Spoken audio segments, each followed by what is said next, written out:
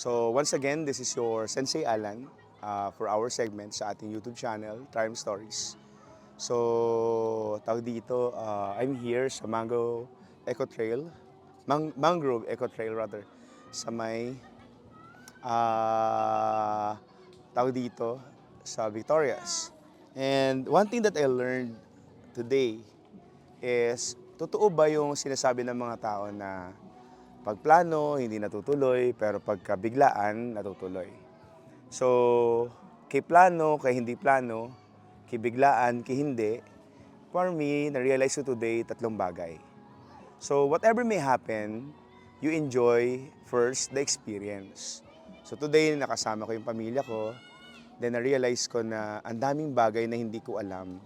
At maraming tao o maraming pamangkin ko ang hindi ko narinig yung kwento ng buhay nila. So today, na-realize ko din kung gaano kahalaga ang masubaybayan ko ang paglaki nila. It so happened lang na when I got out from the seminary, tumira ako sa Maynila, naiwan ko sila dito. So siguro, sisimulan ko ang ating simple sharing dito naman sa segment natin sa Mangrove area. Ang realization na masarap magkaroon ng pamilya.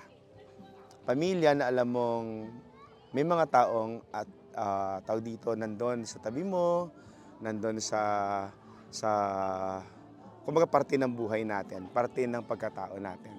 So today, na-realize ko na pag malayo ka sa iyong pamilya, pag malayo ako sa pamilya ko, marami akong bagay na hindi nakikita, hindi naririnig, at hindi naiintindihan. So, kung wala ako sa tabi nila because I have my own reason to, ang dami palang nawala sa akin. Na gusto ko man na maintindihan, pero na mapunuan, pero siguro itong hindi planadong pagpunta dito makes me understand that family matters.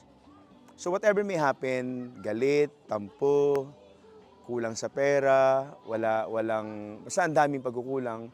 Pero pagkasama mo yung pamilya mo, napakahalaga ng buhay. Uy, meron doon na sa likod. May nagpa-vlog din. Ayan, sikat na yan later, no? So yun yung una ko naintindihan. Na ang pamilya, kay awayin mo, kay hindi mo makasama, ang pinaka-importante sa lahat, you appreciate the presence ng bawat isa. And with that, gusto ko maintindihan natin lahat na kung meron ka kayong experience, nakasama natin sila, siguro we treasure na. No, we make it as a good memories. So kanina, i-share ko sa inyo, meron akong experience, isasabay ko dito sa pag-edit, kung paano ako namigay ng 20 pesos kasama ng mga pamangkin ko. Ang dami, grabe. Na-realize ko na kailangan ko pala magtrabaho para lang makapagbigay ako ng saya sa kanila. So what I did is, we bought ice cream, then I give them 20 pesos. Masaya na yung mga bata. Pero ako, sobrang saya ko. Alam ko wala akong budget. Pero ang saya ko, walang mapagsidlan due to this wonderful experience with them makes me realize na kung gaano kadami ang pamilya ko na andyan lang sa tabi ko. Yun ang pinaka-importante, yung pangalawa.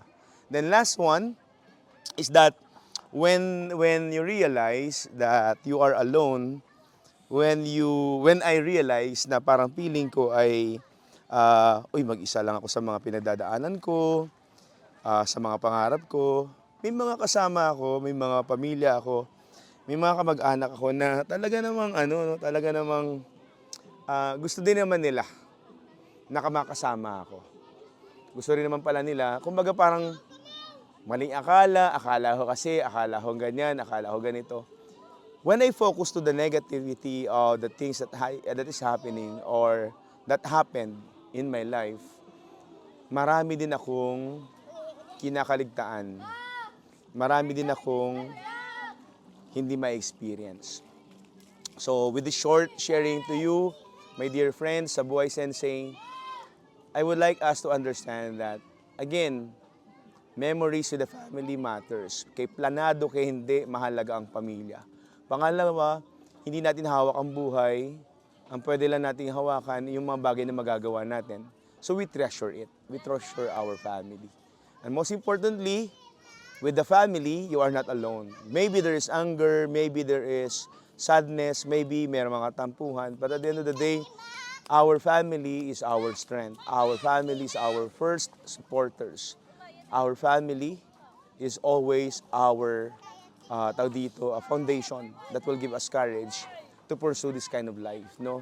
Sana sa mga piling diyan sa inyo, no?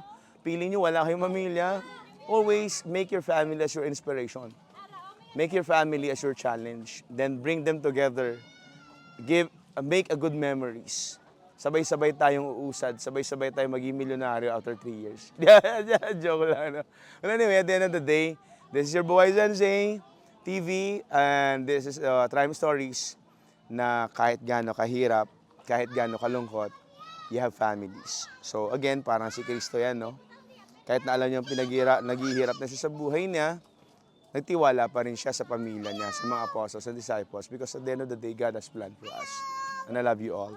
Hello, this is Mayong Yin! Yay! Bye-bye po, Boy Sensei. Thank you very much.